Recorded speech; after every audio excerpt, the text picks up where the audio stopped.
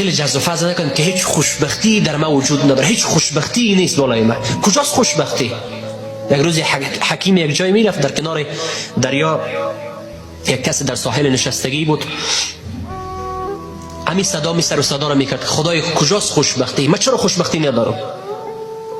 خوشبختی یعنی چی؟ صدایش خوشبختی خوشبختی خوشبختی. حکیم در پهلویش نشست، گفت چی پس؟ گفت هیچ خوشبختی آید حال من نمیشه. چرا من به خوشبختی نمیرسم؟ گفت من از تو یک سوال میکنم. گفت بگو.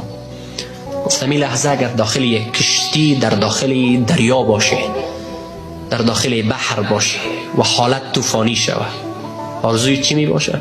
گفت رسیدن به ساحل. گفت آل در ساحل هستی. خودش خوشبختی نیست؟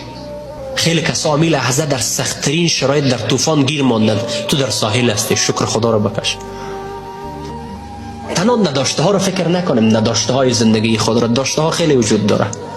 همین انگشتی که اول حرکت داره، خیلی کسا از این انگشت محروم هستند.